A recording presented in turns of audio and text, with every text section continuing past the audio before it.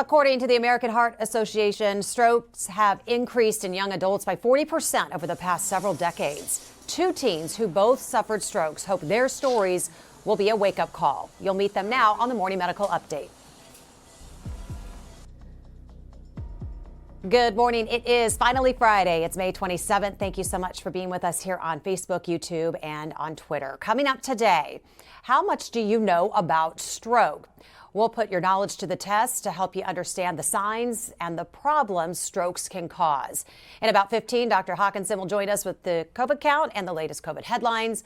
But first, stroke does not discriminate. Two teens at their peak rushed to the hospital after suffering serious strokes. What doctors discovered and how they are doing today. Get your questions sent in to us on YouTube, Facebook, Twitter, and the Medical News Network. You can find links to those all right there on your screen. Well, every year, nearly 800,000 people have a stroke. 1 in 4 have had a previous stroke. A stroke happens when the blood supply is blocked to part of the brain or when a blood vessel in the brain bursts. The University of Kansas Health System is the 4th hospital in the nation to receive Advanced Comprehensive Stroke Center designation. This year alone, we have treated at least 255 stroke patients, and that number is likely higher since this information was gathered back in April. And you might be surprised to learn teens can suffer stroke, like 2 of them joining us this morning, Molly Ogden and her mom, Allison, and Madeline Mudd and her mom, Marcy. Both teens suffered strokes at the age of 16. We are also joined by neurologist and director of the Advanced Comprehensive Stroke Center, Dr. Colleen Lechtenberg, and of course, Dr. Steve Stites with us today to talk about all this. Good morning to both of you. Good morning. Good morning. All right, ladies.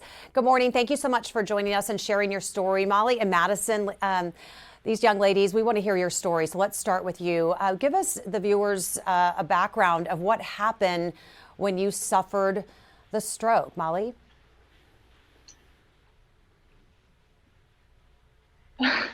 I can't remember my stroke. Mom, can you talk us through what happened and Sure. when you... Molly had an injury in a powderpuff football game and dissected her carotid artery. She had an underlying blood condition that we didn't know about prior to her stroke. So it was kind of a perfect storm of situation that all contributed to a clot developing in that artery and then breaking off and going to the brain. Madeline and Marcy, can you talk about your story as well? What happened? So I was 16 and I was a competitive figure skater. I still am. But so I woke up one morning, I went to the ice rink and I got a really bad headache. So I rushed off the ice. My friends and my coach later came in and found me on the floor of the locker room. I had suffered a massive brain aneurysm rupture. Wow. Mom, what was that news like for you? Well, actually, she had just texted me and said that, because it was early in the morning, and she'd said the ice was busy and she had gone on a Starbucks run and was going to come back and skate the last session. And then a couple minutes later, the rink called me. One of the managers called and said, hey, she's collapsed. We've called 911. And I said, hold on. I'm flying down there. And I flew down there, and the EMT completely missed it. He assumed she was a hysterical teenager. He assumed she was hungover. She was on drugs. He 100% missed that she had a ruptured aneurysm because it's not common in 16-year-olds. So long journey before we even got to KU. We were at 2 other well-known hospitals who could not treat it, and the second hospital sent her to KU. Wow. And frustrating, Dr. Lechtenberg. I want to talk about that. And she mentioned it, how rare it is. How rare is it? Explain that to us. Well, typically people think of stroke as something that happens in just older adults, but it does happen in younger adults. It's estimated about 70,000 adults or young people a year have a stroke. About 10 to 20% of strokes actually occur in young people less than 45. Well, it must be rare because the folks that were treating her thought it was all of these other things. That must be so frustrating for a parent and certainly for a patient, and then lost minutes at Exactly, that. Talk about exactly. that a little bit. Well, time is extremely important when we're treating stroke, regardless of what type of stroke. So it's very important to recognize stroke symptoms so you can get treatment as quickly as possible. So why do people suffer strokes? Who is susceptible? Well, the older you get, the more vulnerable you are to getting a stroke. But at any age, people can have a stroke. Kind of the more typical risk factors for stroke in older people are the usual cardiovascular risk factors like hypertension, high cholesterol, smoking, obesity, but there are different causes in younger adults. Dr. Seitz, feel free to jump in with any questions, but why would a young person have a stroke? Are these freak accidents? She said she had an undiagnosed blood condition, but how would you even know to look for that? Right. The causes of stroke in young adults, like I said, is quite different than adults, but there's a variety of causes. Like Molly said, her mother said, dissection is, one of the causes of stroke in the young. And talk a little bit about what dissection really So is. dissection is when the blood vessel has an injury. It can be either traumatic dissection or it can be spontaneous. And because of that tear in the blood vessel, a subsequent stroke can happen. I think the key is the blood vessels, the walls get torn apart a little. Yes. The blood dissects in between those walls, Right. and then it can't get to where it's supposed to go. It's stuck in there. Yeah, either by that or then that tear accumulates blood products that then subsequently go to the brain. I want to find out how both of these young ladies are doing today, and I'll let Mom tell us a little bit about how Molly's doing. She's doing well. She just moved out of our home, so she's living independently with her brother. So that's an exciting thing. The part of her brain that was affected by her stroke primarily affects her communication. So she still has a really tough time talking, reading, and writing. So that makes it difficult to have a job that she might choose to have. But overall, really great attitude. She's driving again, so she's really gained a lot of independence. Dr. Lechtenberg, will she gain that communication back through time? No, usually the recovery from stroke is, initially in the first, weeks to months to years. I think Molly is about 10 years out from her stroke. So likely she won't regain too much more of, the ability to, speak and communicate. So that's pretty typical. Yes. No matter what your age is. Exactly. Madeline, how are you doing today? Are you back you're on the ice still? I am. I came back to skating as an adult, and I'm not practicing on my own as much as I used to. But I am coaching ice skating as well. I have been doing that for the last, 5 years? Last couple of years? Mm-hmm. Yeah.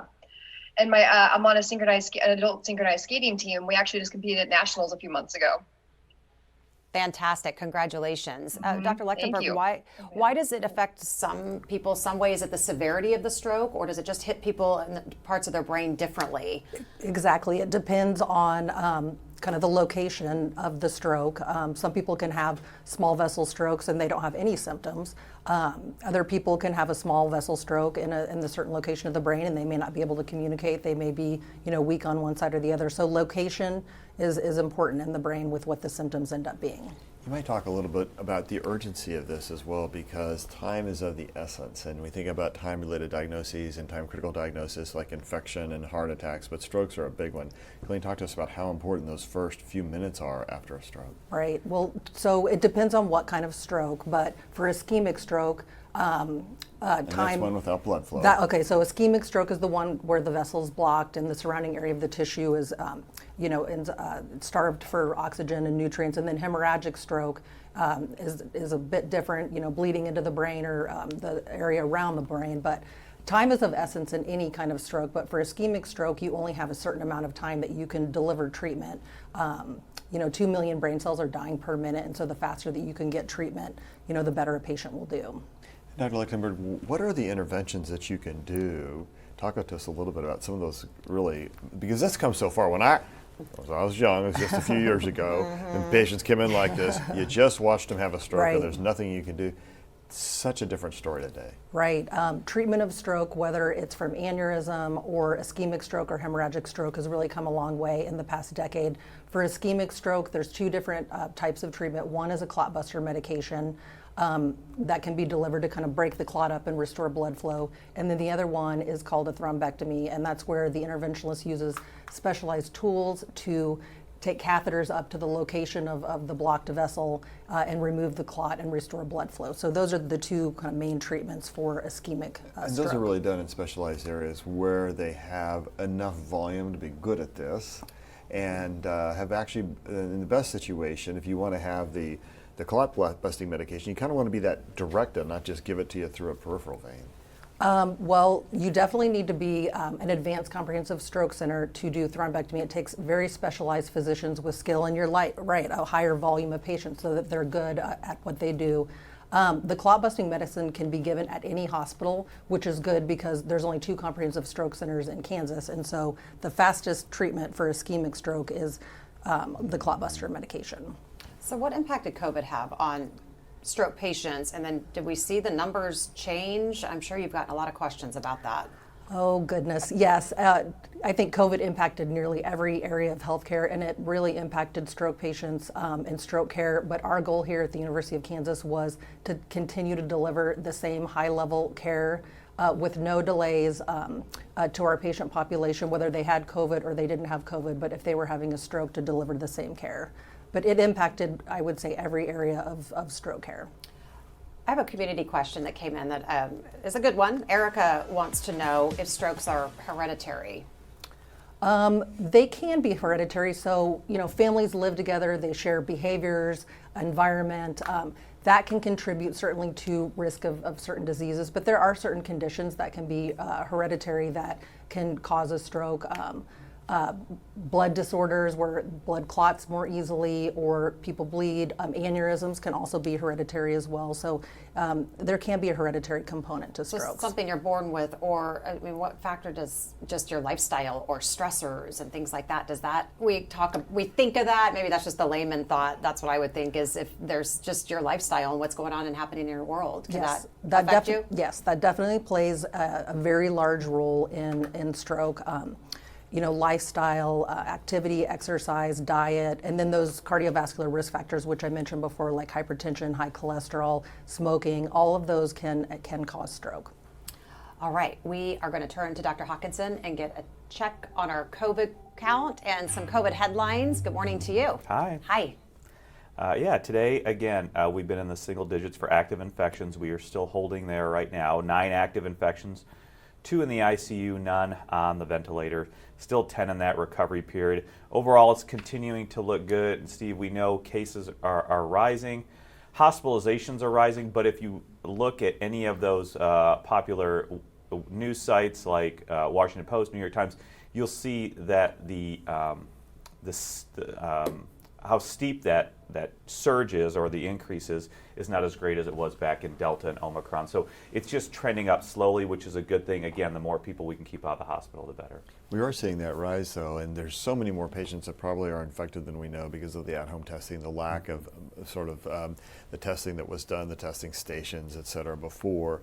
We are seeing a slight bump in deaths for the first time, and that's a little concerning because we don't really know the total case volume. To see that rise in deaths makes us a little nervous, I think. And again, what can you do about it if you live in an area where you think, and you watch, the map is clearly turning. A lot more counties in the U.S. are now in the red zone, which means advice to go back into wearing masks indoors, and not a lot of mask mandates out there this time around, but I think a lot of strong advice that if you live in a county where you're back in the red zone because of the high level of community transmission and the high level of hospitalization, then it's probably want to think about putting a mask back on. And again, because we're starting to see a rise in deaths, makes me a little more nervous. So is this the beginning of that June surge that you saw coming a couple months ago? Right. Well, I think we're in the surge. I just think that because, and Hawk and I have had this conversation before, but Hawk, I think the combination of 60, 70, 80, and especially 90% of those over the age of 65 having been vaccinated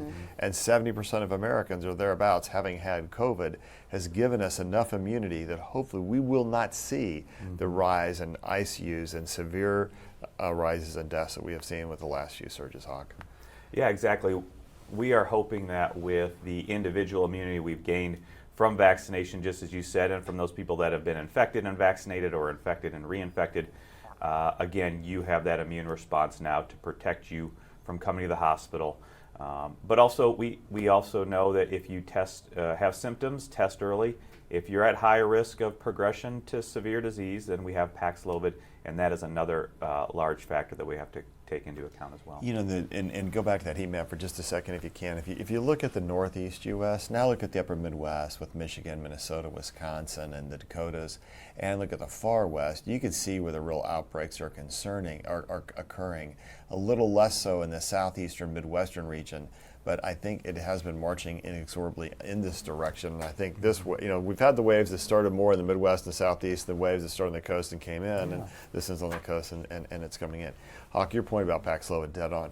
You know, the government is now starting, this sounds terrible, treat and street clinics where you go in, you test positive, you're given the script for Paxlovid, and you can take it home and get started on it.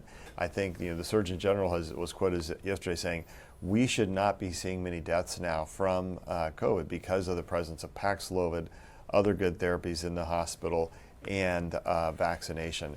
And the last thing that I wanted to point out, we used to rely a lot on Decadron or dexamethasone for hospitalized patients, Hawkeye. Data out in the last couple of weeks suggests that maybe you're better off with the monoclonal antibodies and not because of the side effects of some of the steroids, because we have some other effective therapies like remdesivir and monoclonals in hospitals. Yeah, this is just part of the fact that we are continuing to evolve our optimal vaccination, diagnosis, and treatment guidance. And so I think as we continue to move through this, we will continue to look at that and be able to optimize it. Again, the goal is to prevent you from coming to the hospital, but when you come to the hospital, prevent progression as much as possible, and of course death. So. Dr. Hawkinson, word that reinfection is 8 times higher with Omicron than Delta. Tell us about that. Yeah, I mean, I think that is part of number one. We understand Omicron probably has some fitness advantage over the other variants, but also understanding that there is a fairly good immune evasion, especially that antibody response evasion with Omicron compared to the other variants as well. And I think that's this is continuing to support all of that data that we have seen, that people were infected in the past or recent past, but then also now have got recently reinfected with Omicron as well. Also, brain fog and other COVID symptoms, long COVID symptoms, can last more than a year, which didn't surprise me because that's pretty much in line with many of the long haulers that we've had on our show that are well into 2 years of this if they were infected at the beginning of the pandemic. But yeah, correct. Again, it continues to support the fact that we have been talking about that. Long COVID, much like other chronic conditions that we are seeing in the healthcare realm. Long COVID moving forward is going to continue to be a large factor in that. It will continue to take resources, a lot of time and effort. There are a lot of people who are going to be affected by this and continue to be affected by this. And it is going to be one more major comorbidity or one more major problem that people will be dealing with individually and that they will be seeking medical care for as we move forward. I think this is one more, again, support for the fact of what we know, but just moving forward, this is going to be long COVID, brain fog, all that is going to be a significant issue within the healthcare system, both for individual quality of life, but also just trying to deliver that care to those patients. Yeah, and I think, Dr. Hawkins, I think one of the struggles is too that we had really hoped that vaccination was going to protect more against long COVID. Yeah. And what we're seeing is some emerging evidence in the VA study that came out 2 days ago that vaccination may lower long COVID by 10 or 15%, but not by 80 or 90%. Now, there's some conflicting data worldwide, but the VA study is a little concerning to me. Yeah, and I was able to go through that study earlier today because it was concerning. It isn't necessarily consistent with some of the other data. Some other data suggests that you have a reduction in long COVID by 50%. I think this is still in line, and I think overall vaccination continues to be positive. We know and understand that in this study that was done, it was a retrospective study. They really looked at only 2 doses.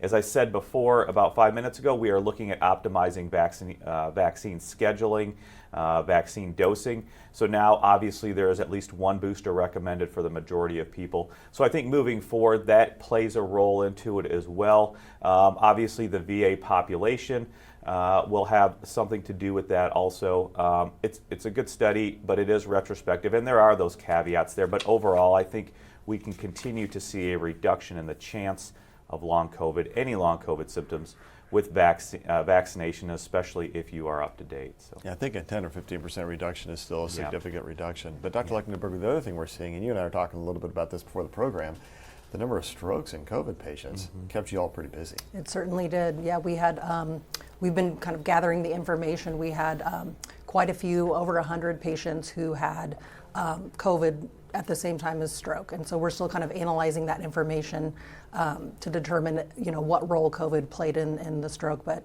it was apparent in quite a few of the cases that COVID had something to do with the stroke. Yeah, and we know that death is 8 to 10 times higher in those who are not vaccinated than those who are vaccinated.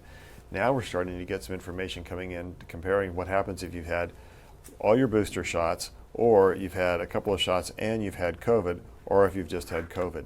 And the data is pretty clear. If you had all your booster shots, you got a lot of safety. Yeah. If you've had a COVID and your booster shots, you got quite a bit of safety too. But if you just had COVID, not as good as safety, Hawkeye, because that risk of reinfection we know is high as with Omicron, and even natural immunity wanes after about 3 to 6 months of time. Yeah. And again, looking at that New England Journal study that was just reported, again, that is against infection. We continue to understand that, vaccination and previous infection, you still have the chance at reinfection later or infection even after vaccination. Ultimately, we've seen that time has shrunk from the early stages of the pandemic now to the Omicron period. But overall, just like you said, this is for infection, so we'll continue to monitor that. What we really want to look for is the evidence and the support for continued protection against severe disease and hospitalization. Well, if you're just joining us this morning, we're talking about strokes, the risks, signs, symptoms. We are meeting 2 young women, Molly Ogden and her mom Allison, and Madeline Mudd and her mom Marcy. Both suffered strokes at the age of 16. We're also joined by neurologist Dr. Colleen Lechtenberg, who is the director of our Advanced Stroke Center here at the health system, and Dr. Steve Stites with us as well to talk all about this. And I want to get back out to our guest joining us today. I want to know a little bit about how you've handled this. And I'll start with you, Madeline and Marcy, just what it's been like for your family and kind of how you've persevered through this really scary health time. Well, it certainly turned her life upside down, and as well as our whole entire family's life upside down. She was a very healthy 16-year-old, had the world in front of her, could have done whatever she wanted. And her deficits are very, very different than Molly's. Madeline's are all cognitive. She doesn't have any communication or physical deficits at all. Hers are completely cognitive. She has very little short-term memory. And as a parent, when you've got a 25-year-old out there driving and trying to live their life, not having that short-term memory is very scary. She uses a lot of alarms, whiteboard, calendar appointments. She is able to work right now. She's working part-time, and she has a job coach through the state of Missouri. And without that job coach's support, she would not be able to hold down that job. She just doesn't have the cognitive ability. So she lives at home, and we're just trying everything we can do to get her as independent as possible. Molly and Allison, same question. What does life look like now? How are you managing through this? Like Marcy said, it definitely hit Molly. She was 16. She was a distance runner to top shape, honor roll student. But not only her life was derailed by the stroke, but our whole family. She had a 14-year-old brother at the time. He's now 23. So, our lives changed as a group. And Molly is, on the flip side, cognitively, she's perfect. She understands everything. She remembers everything. Her memory is better than mine. So, in many regards. So again, her communication difficulties it's a huge struggle. So she's still weak on her right side. Right hand's not working the way she wants it to, but she's adapted physically. She had that distance runner mentality, so nothing was going to keep her down. She's able to drive herself to the gym. She volunteers at our church, but the communication, it's so frustrating. It not only makes it difficult to work, but just interpersonal relationships are tough. I can really understand her, and we communicate fine, but sometimes she meets people, and it's different, and some people are kind of shy away because it is a challenge to communicate with her. So it's been frustrating for sure. Yeah, quite a challenge and a long road. So, Dr. Leckenberg, I want to talk about this because Dr. Seitz mentioned it. It's about those moments, those really crucial moments when it comes to stroke. So, time is brain. What does that mean when we talk about that? Sure, that means 2 million brain cells are dying a minute when somebody's having a stroke. And so the faster somebody can get treatment to try and reverse those stroke symptoms, the better off that they will do. So we need to act fast and we need to be fast. Exactly. So let's talk about be fast. That's an easy way for people to hopefully remember if they or someone they love is in this moment. Tell us about that. Well, that's an education tool for the public on signs and symptoms of stroke, the importance of recognizing these stroke symptoms, and then seeking medical attention right away. Can you go through some of those so people understand them, just to Sure. be clear? Sure, and these are all sudden onset. So And would it be all of these, or just some of them, or a combination? it can be some of them, and there's actually other additional stroke symptoms. These are just kind of some basic ones to put forward, but it doesn't have to be all of these symptoms. But balance, sudden onset of balance problems or gait difficulty, eyes, sudden onset of vision trouble, loss of vision, double vision, face, sudden onset of facial droop, arm, sudden onset of arm weakness, speech difficulty, trouble understanding, trouble talking, and then time for the importance of calling 911 and getting medical attention right away.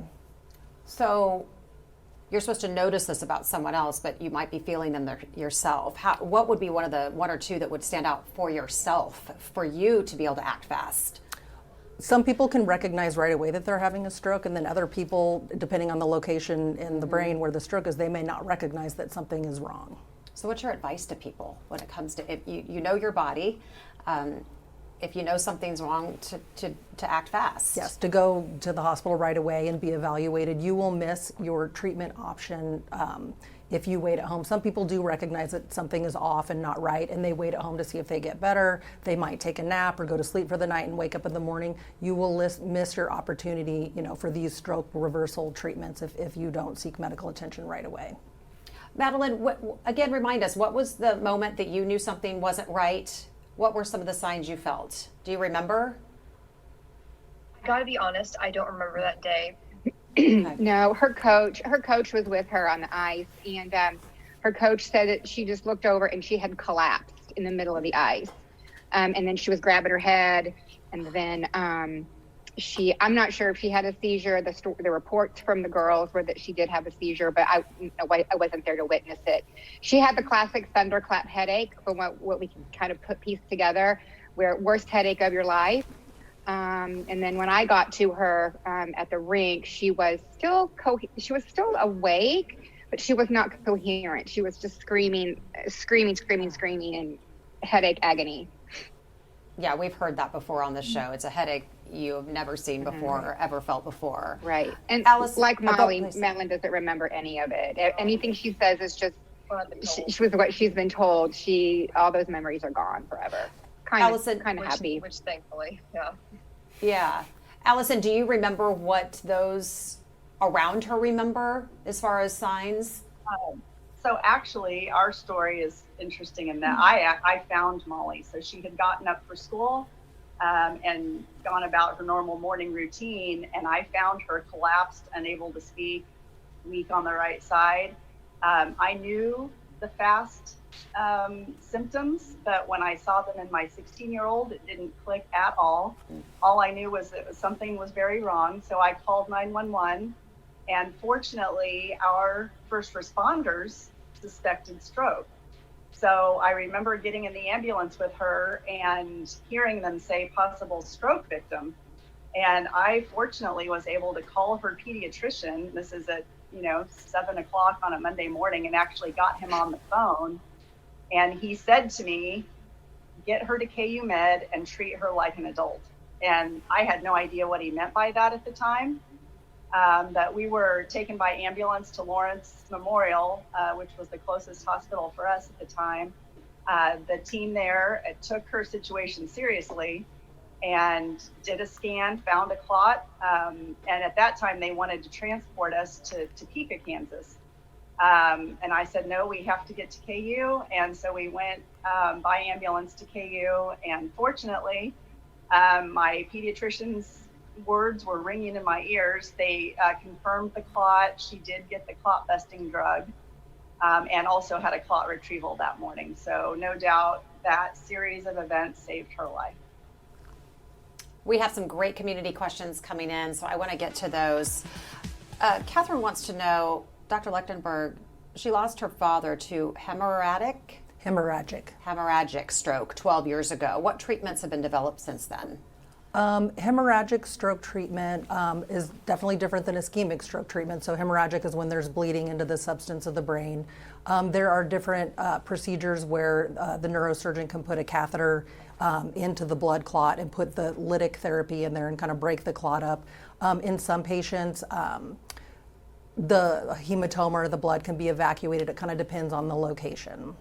And she wants to know also, does the Be Fast apply to those type of strokes? Yes, it applies to all types of stroke, yes. Okay. Question from Ruth Ellen. Are strokes difficult to recognize? She said her mother was initially being diagnosed with a stroke, but then had an MRI and found out she had brain cancer. Can a stroke lead to diagnosing of something else? It certainly can. So a stroke is the sudden onset of focal neurological deficits, but other things in the brain can cause neurological deficits, like you mentioned, a tumor is one. Well, speaking of treatment, Isaac has an interesting question today, so I have to ask this for him. Do you think anyone will ever come up with an anti-stroke pill that we can keep close by in our medicine cabinet to prevent this? The best prevention, and this is great news, there is a good prevention, and that's taking care of like your risk factors for stroke. It's estimated that 80% of strokes can be prevented if people modify their risk factors. Which are? High blood pressure, high cholesterol, diabetes, smoking, obesity, inactivity, and there's some additional ones, but those are the main ones. So you can take caffeine away from everybody too. And salt. In moderation, caffeine's fine. It is, but it's true. We think about this a lot. You hear us talk about it a lot. That really, at the end of the day, it's taking good care of yourself. This is the prevention from all sorts of diseases, and there's so much similarity between the preventive steps for cardiac disease as well as for neurologic disease that's related to how good a blood supply we have. So I have to tell Isaac there's no magic pill just yet. Not yet. All right. And but there is magic because kidney disease often is a vascular disease, meaning it's a blood vessel disease. We know heart disease, coronary arteries, blood vessel disease, stroke, blood vessel disease. How do you take care of your blood vessels? You got to exercise. You got to eat right. You got to keep your blood pressure low. You got to do the right things for yourself, and then you're gonna have a lot better chance of living a long time. Julie said her 29-year-old had a stroke last week. Only sign was that headache. They told her it was from her birth control pills. And young women are at particular risk with oral contraceptive pills and just peripartum, around pregnancy, before pregnancy, during and after.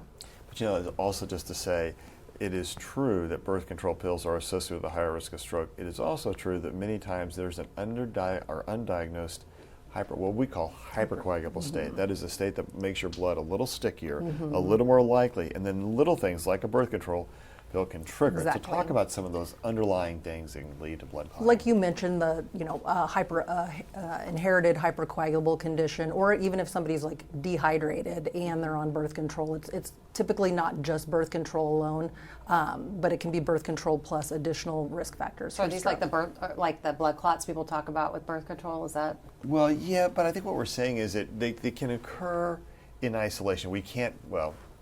We don't have another known cause that and then you're on a birth control pill and you get a clot. Now that's not to say there isn't one, we just haven't figured it out yet.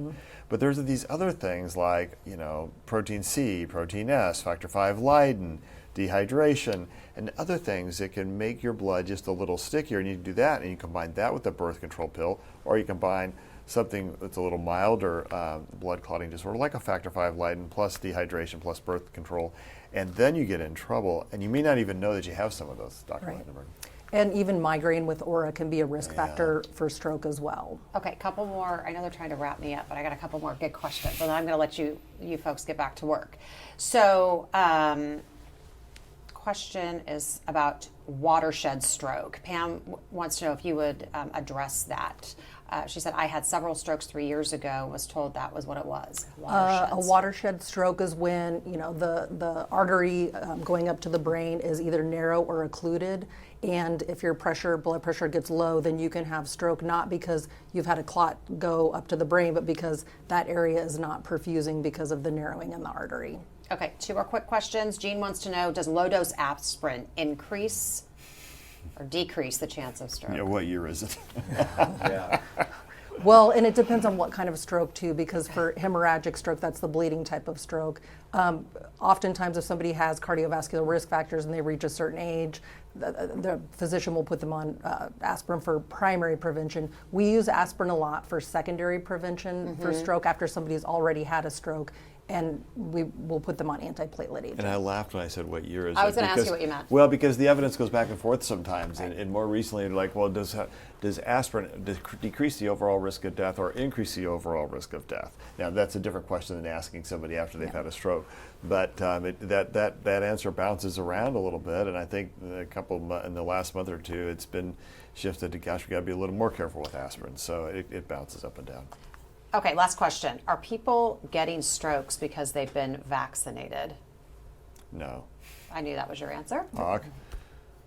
No, there's very good evidence that certainly sometimes people can have adverse events after vaccination, but those adverse events are greatly reduced compared to those people who actually have the infection. Yeah, and let me clean up my answer a little bit. There was some concern about the J&J vaccine. Yeah. And in fact, the FDA has now de-emphasized the J&J vaccine. Yep. With messenger RNA, that does not appear to be a concern.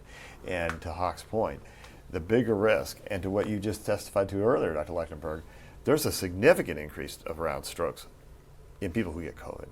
And again, 8 to 10 times higher risk of death than if you've been vaccinated. So the evidence is it's just overwhelming. Yeah. We just need to let go of the idea that vaccinations are deadly. It's not true. All right, let's get to some final thoughts today on this Friday. Madeline and Marcy, I'm going to start with you. What do you want folks to know? Like the doctor said, take care of yourself, try to be as healthy as you can, understand that it could happen to you. You just don't know. It could happen to anyone. Madeline, anything to add? People don't expect teenagers to have a stroke. But it helps if you know the signs and symptoms. Thank you so much for sharing your story today. We really appreciate it. Allison, what do you want the takeaway today to be? Definitely know the signs and symptoms of stroke. Don't hesitate to act if you think you're seeing anything wrong. Go with your gut. Trust your health professionals. It's important to know the best hospitals in your area. We've since moved since Molly's stroke, although we still keep our trusted physicians at KU. But when we moved, we asked where do we need to go if we have an emergency. So it's just important to be an advocate for your family and ask for what you want. And like I said, go with your gut. Go with your gut. We love that. Thank you so much for spending time with us today and sharing your stories. Dr. Lechtenberg, final thoughts today. I'm just going to reiterate what they had commented on, just knowing the signs and symptoms of stroke, knowing that there's stroke treatments available, but it's time sensitive, and know your resources, what hospitals are capable of doing what stroke treatments. Dr. Hawkinson, final thoughts? I mean, I would just echo the comments of our guests. It's so important to understand all of those signs and symptoms, and just understand that it's important to try to live every day and be present every day. You know, we are coming up on this holiday weekend now. Be with your friends and your loved ones, be safe, and just understand that, you know, tomorrow is not a given. So try to live every day to the fullest, and be appreciative and with those ones that you love. What you got for us? Hey, here's the answer. So about, I think 6 or 8 years ago, you and I were sitting around a table, and you were trying to get me to say, now these are what we need to do to make our stroke program better. I remember that conversation, and I think the key is to listen to Dr. Lechtenberg, because I listened then. You did, and we got it done, and you and a lot of people helped in that. But you guys, you've done a great job with the stroke team. And to our audience out there, listen to the stories that you've heard and believe that. Believe the science. Trust the science. Just like vaccinations, they're safe. It's effective. You want to be treated for a stroke. It's safe. It's effective, and time is of the essence. As you head into this holiday weekend, as Hawk said, remember the rules of infection control. They still travel with you. They still keep you safe wherever you go. Stay safe. Listen well. Be fast. Thank you so much, everyone, for being with us today. Don't forget, you can catch our shows anytime by logging onto Facebook, YouTube, and Twitter. We are off on Monday, but of course, we will see you back here bright and early on Tuesday. Have a great weekend. It's estimated 40% of households in the U.S. have dogs. So answer this question. How often do you wash your pet's food and water bowls? I'm Jessica Lovell. Tuesday. So where does the bad bacteria from your dog's dishes come from? Subscribe to our morning medical update and open mics with Dr. Stites podcasts. Now, everywhere podcasts are available.